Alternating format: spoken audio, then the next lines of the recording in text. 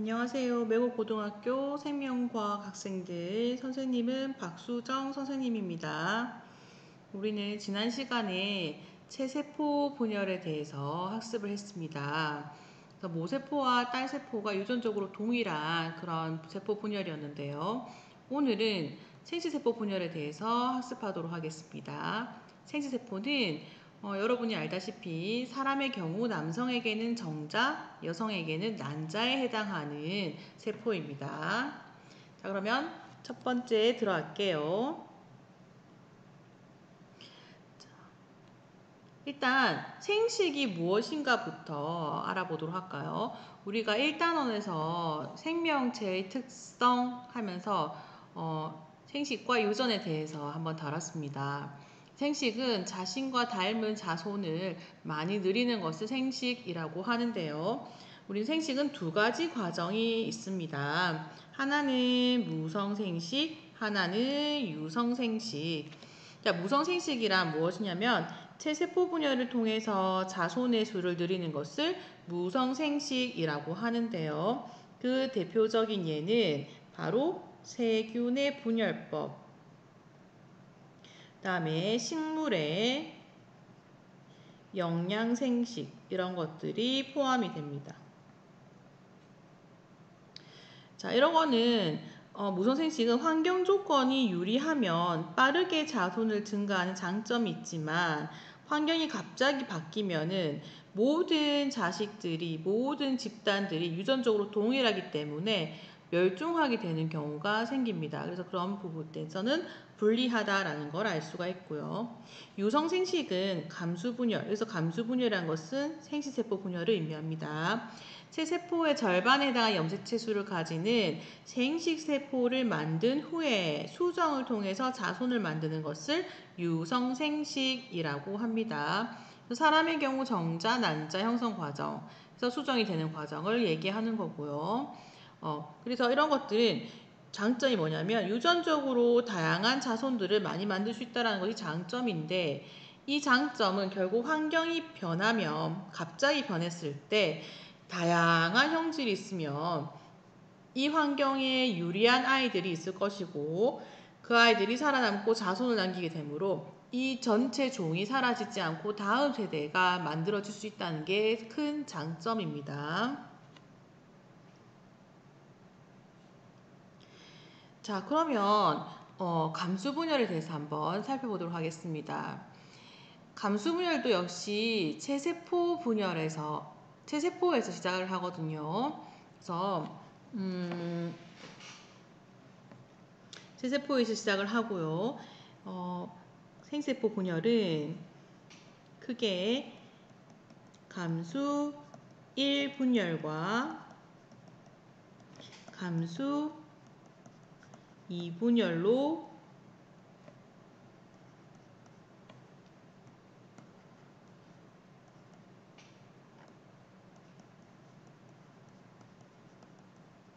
나뉘어집니다. 이 감수 1분열과 감수 2분열이 연속적으로 나타나고 그래서 2회의 획분열이 진행이 됩니다. 그래서 감수 1분열과 2분열이 연속적으로 일어나면서 핵분열은 2회 연달아서 나타나게 됩니다. 그래서 처음에 이제 감수 1분열을 먼저 다루고 그 다음에 감수 2분열을 다루도록 할게요. 자, 첫 번째 단계는 간기입니다. 간기 때는 이게 뭐죠? 핵막이 남아있죠. 그리고 이 안에는 염색사의 형태로 들어있습니다. 간기는 G1기, S기, G2기로 나뉘어져 있고 이 S기가 바로 복제의 시기다라고 할 수가 있죠. 그리고요, 여기 간기를 거치게 되면 이제 1분열 전기, 중기, 후기, 말기열 단계를 거치게 됩니다. 감수 1분열의 제일 큰 특징은 바로 이가염색제가 나타난다는 거예요. 자, 이가 염색체란 상동 염색체가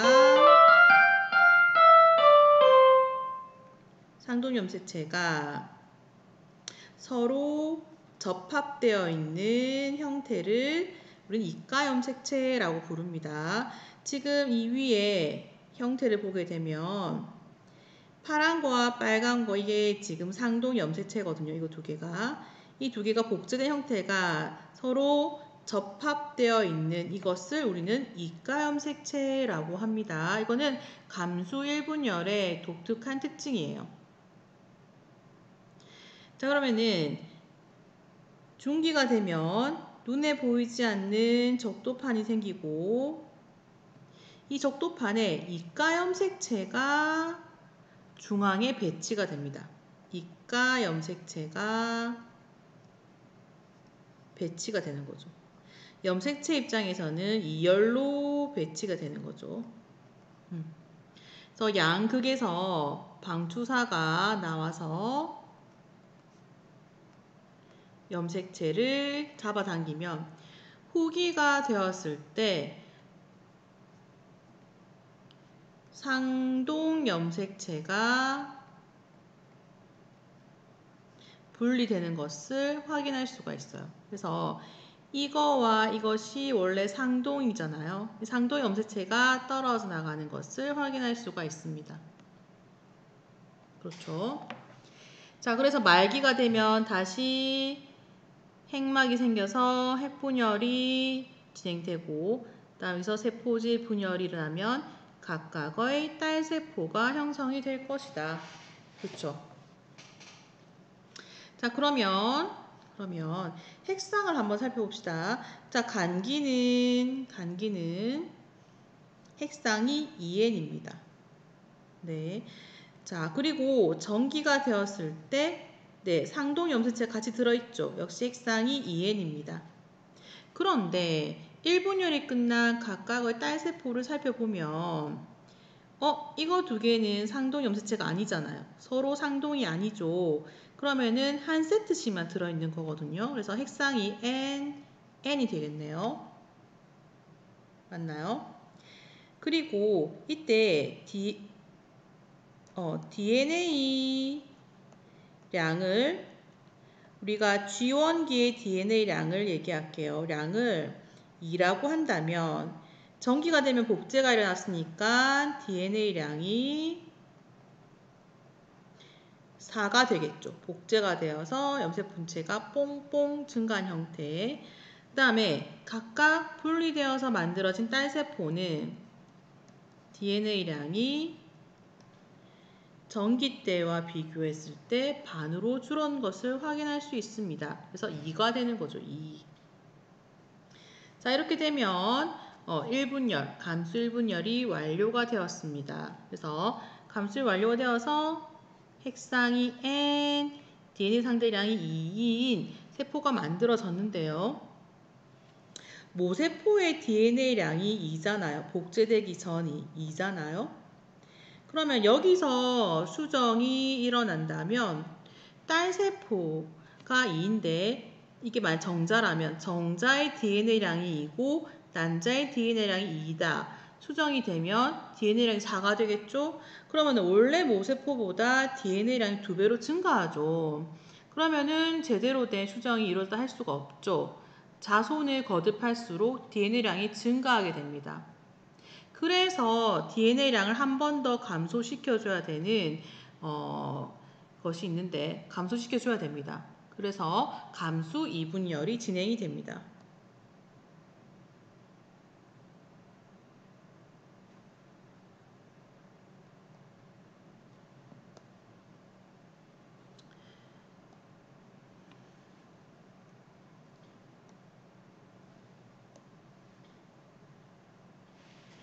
자, 그러면 아까 만들어진 딸세포 각각이 여기 들어와 있네요. 이 각각은 핵상이 N이고 DNA량이 2인 세포입니다. 원래 모세포가 체세포가 DNA량이 2였기 때문에 이것이 반으로 감소해야 되는 과정이 필요하죠. 그래서 DNA량을 반으로 줄이기 위해서 감수 2분열이 진행된다고 설명을 할 수가 있습니다. 그러면 복제가 일어나면 될까 안 될까? 그쵸? 그래서 감수 1분열이 끝나고 감수 2분열이 진행될 때 복제는 일어나지 않아요. 그래서 복제가 일어나지 않고 감수 2분열로 들어가게 됩니다. 그러면 다시 이제 핵막이 사라지면서 정기가 되고 염색체가 드러나게 되는 거죠. 자, 중기가 되면 이번에는 적도판이 이쪽으로 배치가 되었어요. 중기가 되면 염색체가 일렬로 배치가 됩니다. 그래서 염색체가 일렬로 배치가 되고요. 양극에서 방추사가 나와서 염색체를 양극으로 잡아당기면 뭐가 분리되었죠? 염색 분체가 분리가 되었네요. 염색 분체가 분리되면서 각각의 딸세포가 만들어졌습니다. 그러면은 이 딸세포의 핵상은 N이죠. N. 얘도 N, 얘도 N, 얘도 N. 그럼 DNA 상대량 어떻습니까? 전기 때 DNA 상대량이 2라고 했잖아요. 그래서 요 하나에 들어있던 DNA량이 2인데 이거와 비교하면 반으로 줄었죠. 그래서 DNA 상대량은 1이 됩니다.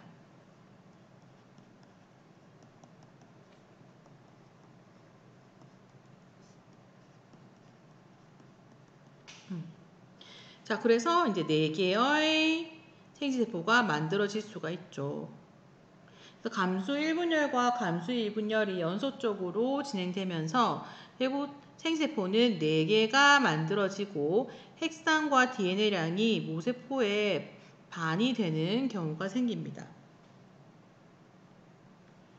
자, 그러면 다시 앞으로 살짝 돌아가서 여기서 감수 1분열에서 무슨 일이 벌어졌는가를 한 번 더 살펴보면 감수 1분열에서는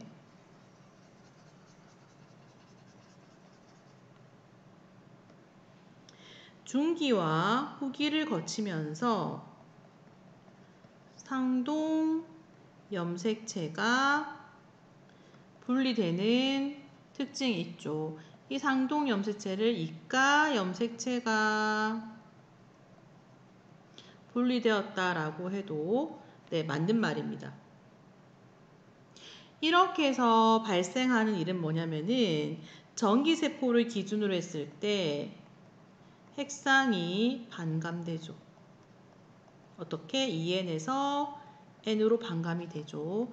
DNA량도 전기를 기준으로 했을 때 반감됩니다.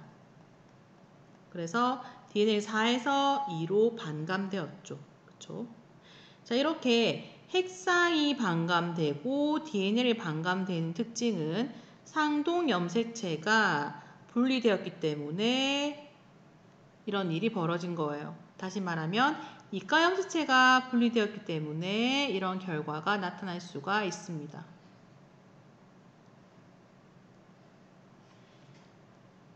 그렇다면 감수 2분열에서는 무슨 일이 벌어졌을까? 자, 감수 2분열에서는 중기에서 후기 사이에 뭐가 분리되었습니까?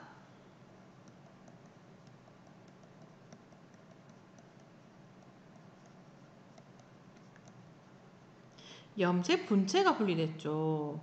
자, 염색 분체가 분리되면 핵상의 변화가 있어 없어? 없어요.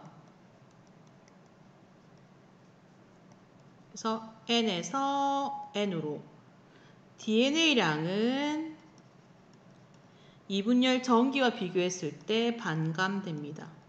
그래서 DNA량이 2에서 1로 반감이 되죠. 그래서 이런 생세포가 만들어지는 거죠. 그래서 감수 1분열과 2분열의 차이점을 알겠습니까? 다시 앞으로 돌아가서 감수 1분열에서는 뭐가 분리되었다? 상동염색체가 분리되어서 핵상이 반감된다라는 특징이 있어요. 핵상이 반감된다.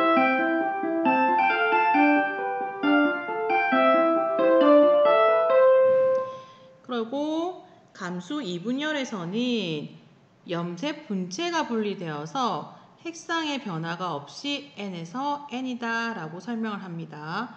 이런 특징이 매우 중요하니까 꼭 기억하셔야 됩니다.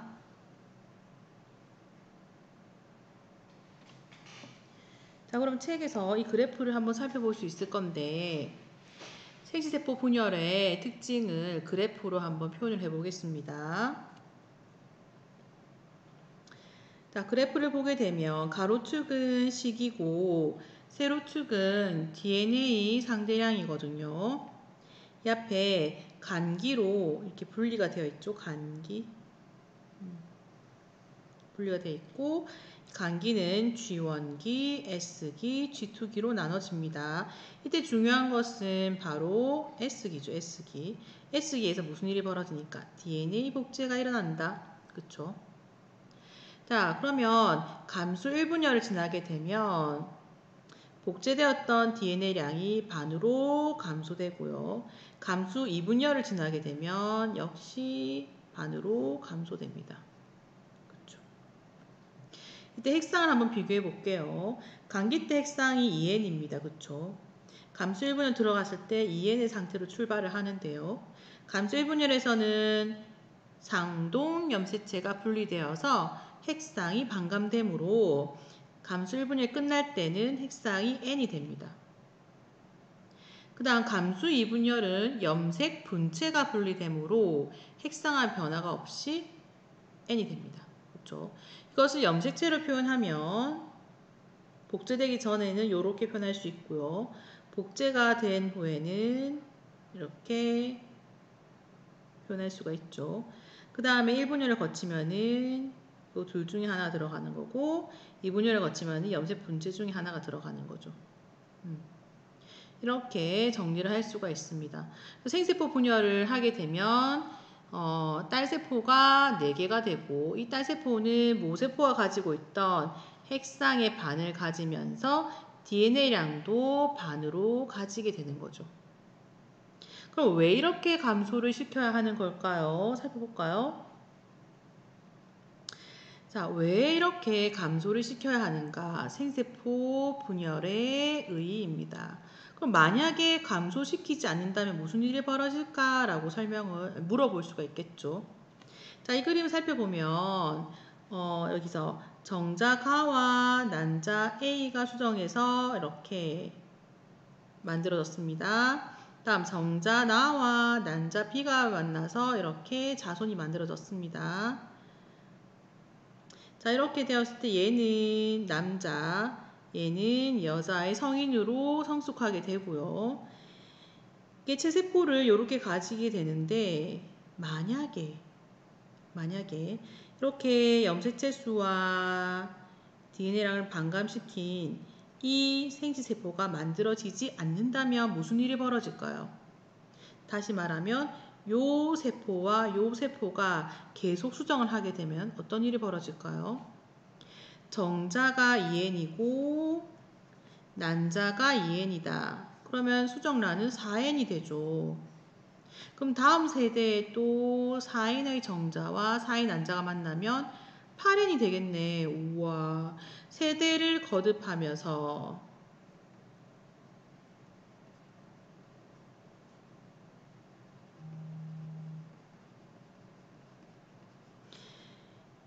염색체 수 그리고 DNA량이 계속 증가하게 되는 거죠. 이런 구조를 가지면. 즉 생세포를 만들지 않고 체세포가 생세포 역할을 하여서 수정이 된다면 자손이 만들어지면서 염색체 수나 DNA량이 증가하게 되는 거죠. 그런데 우리는 엄마와 아빠와 자식 사이에 그 다음 자손 사이에 유전량이 똑같다라는 것을 알고 있죠. 똑같습니다. 똑같이 유지를 하려면은 결국에는 이런 일이 벌어지는, 이렇게 해야 되는 거죠. 결국에는 아빠와 엄마의 체세포에서 핵상 2N, DNA량 2, DNA량 2라는 체세포에서 생세포가 만들어지고, 생세포는 N, DNA량이 1, N, DNA량이 1인 생세포가 각각 만들어지고, 이 생세포가 수정이 되어서 만들어진 수정란은 부모와 똑같은 2N 그리고 DNA량이 2인 체세포가 돼야 된다는 거죠.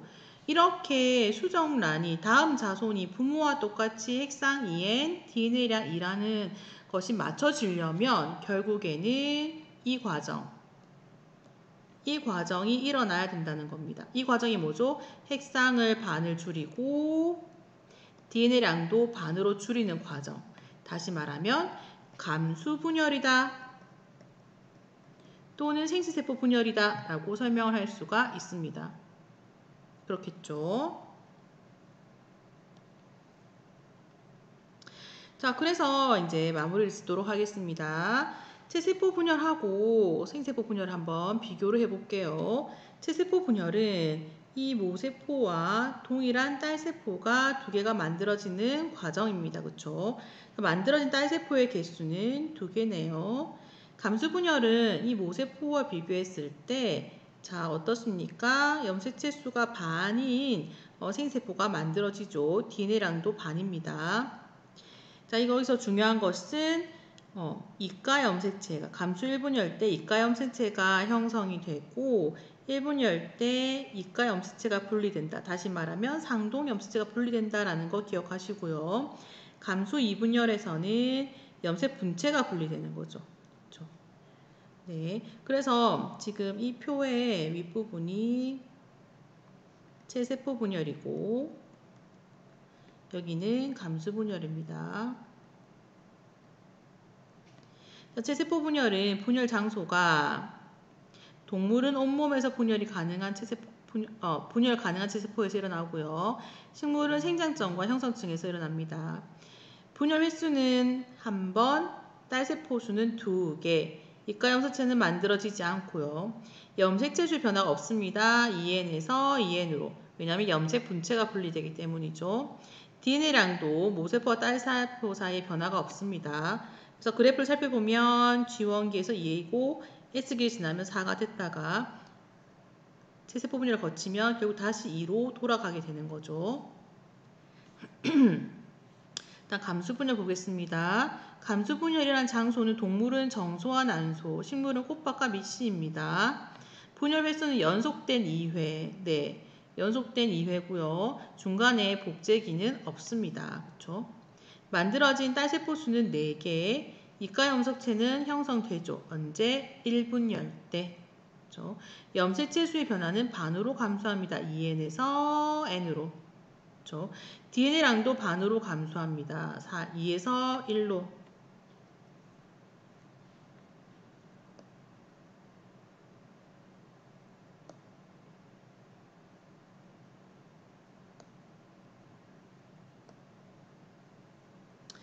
자, 그래서 이 내용을 한 번 더 살펴보면 여기 이 부분에 지금 그래프가 가렸네요.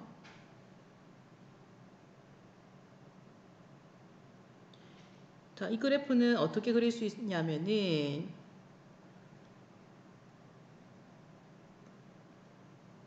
이로 증가해서 반으로 감소하고 또다시 반으로 감소하는 그림이 그려져야 됩니다. 여러분 책에 나오니까 한번 꼭 비교해서 하도록 합시다.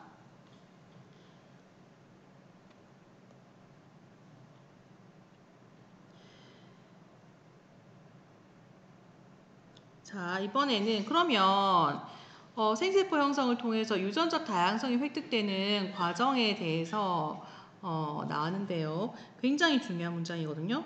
이거는 상동 염색체의 무작위적인 분리와 생시세포의 무작위적인 수정에 의해서 일어날 수 있다라고 설명을 할 수 있습니다. 이거는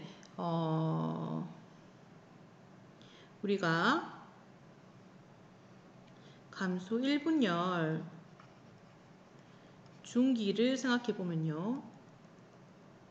감소 1분열 중기 때 이가 염색체가 중앙에 배열되죠. 다시 말하면 상동 염색체가 중앙에 배열이 되는데요. 이제 상동 염색체를 하나는 모계, 하나는 부계로 표현을 해볼게요. 모계는 엄마로부터 받은 거고 부계는 아빠로부터 받은 거예요. 모계는 빨간색, 부계는 파란색으로 표현을 하겠습니다. 그러면 1번 염색체, 1번 염색체, 2번 염색체, 3번 염색체, 그 다음에 23번 성 염색체까지. 자, 여기에 배열됐고, 그러면 이 반대쪽에는